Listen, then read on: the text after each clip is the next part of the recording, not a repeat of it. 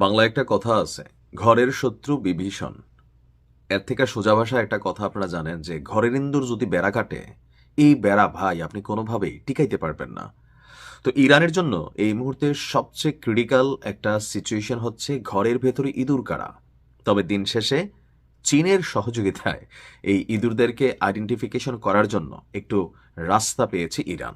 এক্ষেত্রে আমি চীনকে ধন্যবাদ দিই, কারণ এই মুহূর্তে সারা পৃথিবীতে আমেরিকার পরে বা আমেরিকা থেকে অনেক দিকে এগিয়ে গেছে চীন। গোয়েন্দা তথ্য, এই ধরেন ঘরের ইঁদুর চিহ্নিতকরণ তথ্য, সামরিক শক্তি সবকিছু মিলিয়ে। আর চীনের সাথে ইরানের যেহেতু একটা ভালো সম্পর্ক আছে, সেই ক্ষেত্রে চীনারা একটা সাপোর্ট দিয়েছে। চীনা পর্যবেক্ষক এবং সামরিক বিশ্লেষকরা ইরানকে সতর্ক করেছেন যে ইরানি গোয়েন্দা সংস্থায় এবং দেশটির স্পর্শকাতর স্থাপনাগুলোতে মোসাদের এজেন্টদের অনুপ্রবেশের ক্ষেত্রে ইসরায়েলি গোয়েন্দা সংস্থাটির সাফল্য বিশ্বব্যাপী নিরাপত্তা ঝুঁকির একটি প্যান্ডোরার বাক্স খুলে দিয়েছে। বেইজিং বিশ্বাস করে ইরানে ইসরায়েলের এজেন্ট স্থাপন এবং ভেতর থেকে দেশটির বিমান প্রতিরক্ষা, রাডার সিস্টেম নিষ্ক্রিয় করার ক্ষমতা গোয়েন্দা যুদ্ধের একটি নতুন ধরনকে সামনে নিয়ে এসেছে। অর্থাৎ গত বছর যেই ঘটনাটা ঘটল, এর বিরুদ্ধে ইরানকে সতর্কতা অবলম্বন এবং ইরানের জাতীয় নিরাপত্তা ব্যবস্থাকে শক্তিশালী করা জরুরি হয়ে পড়েছে। এ কারণে ইরানে ইসরায়েলি গোয়েন্দা অনুপ্রবেশ রোধ করা এবং দেশটিতে বর্তমানের মোসাদের যেসব এজেন্ট সক্রিয় রয়েছে তাদের শনাক্ত করে গ্রেপ্তার করতে প্রযুক্তির সহযোগিতা বৃদ্ধি করেছে চীন।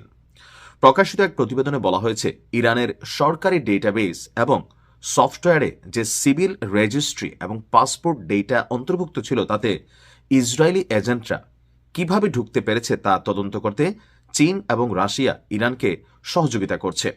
এই সহযোগিতার লক্ষ্য হল মোসাদ যে প্রযুক্তিগত ফাঁকগুলোকে কাজে লাগিয়ে ইরানের স্পর্শকাতর সামরিক এবং পারমাণবিক লক্ষ্যবস্তুতে পৌঁছাতে পেরেছিল সেই সব ফাঁকফোকর এইবার বন্ধ করা। এছাড়া ইরানের প্রতিরক্ষা গোয়েন্দা সক্ষমতা বাড়ানোর প্রতিও সমর্থন দিচ্ছে চীন। ইরানের চীনা নজরদারি উপগ্রহ সরবরাহের মাধ্যমে ইসরায়েলি গোয়েন্দা অনুপ্রবেশ রোধ করার জন্য ইরানের সক্ষমতা বাড়াতে বেশ কিছু সাপোর্ট করে বসেছে চীন। ইরান তার দূরবর্তী পর্যবেক্ষণ এবং গোয়েন্দা তথ্য সংগ্রহের সক্ষমতা বাড়াতে চেংগুয়াংয়ের মতন শীর্ষস্থানীয় চীনা কোম্পানিগুলোর কাছ থেকে উন্নত প্রযুক্তি এবং সাহায্য পাচ্ছে, যাতে এর মাধ্যমে তারা ইসরায়েলি গতিবিধি বা মার্কিন যুক্তরাষ্ট্রের গতিবিধি আরও সঠিকভাবে ট্র্যাক করতে পারে। মার্কিন এবং পশ্চিমা জিপিএস সিস্টেমের উপর নির্ভরতা কমাতে এবং এর বিকল্প হিসাবে বেইডু নামে পরিচিত চীনা নেভিগেশন সিস্টেমে নিজেদের জিপিএস সিস্টেমকে রূপান্তরের পরিকল্পনা নিয়েছে ইরান। এই পদক্ষেপের লক্ষ্য হল পশ্চিমা প্রযুক্তির উপর নির্ভরতা কমানো, কারণ পশ্চিমা প্রযুক্তি সবসময় হ্যাকিং বা ব্যাঘাতের ঝুঁকিতে থাকে। এর আগে ফাঁস হওয়া একটি প্রতিবেদন বলছে, ইরানের প্রতিরোধ সক্ষমতা জোরদারে সামরিক সহযোগিতা করবে চীন। এই লক্ষ্যে দেশটির ব্যালিস্টিক ক্ষেপণাস্ত্র অস্ত্রাগার পুনর্নির্মাণ এবং ইসরায়েলি অভিযানের পর কঠিন জ্বালানি উপাদান ও নির্দেশিকা ব্যবস্থা সরবরাহে সহায়তার জন্য ইরানের সাথে একটি চুক্তি করেছে বেইজিং। অর্থাৎ ভিডিওটা অনেক লম্বা হয়ে যাবে, আমি পুরো প্রতিবেদন পড়তে গেলে শর্টকাটে যতটুকু আপনাদেরকে বোঝাতে পেরেছি সেটা হচ্ছে যে ইরানের বিশ্ব এখন কিন্তু প্রযুক্তির ফাঁকফোকরে চলে। এই যে ধরেন বাংলাদেশের জামাত আমিরের এক্স হ্যান্ডেল হ্যাক কইরা কি একটা অস্থির ঘটনা ঘটাই দিল, তো তার মানে বুঝতে পারছেন যে প্রযুক্তি যদি মিসলিডিং হয়ে যায় কোথাকার পানি কোথায় গড়ায়। তো সেই ক্ষেত্রে ইরানের যে দুর্বলতাগুলো আছে সেগুলোকে সাপোর্ট করতেছে চীন, আর চীনকে এই জন্য আমি আন্তরিক ধন্যবাদ দিই। ভালো থাকবেন।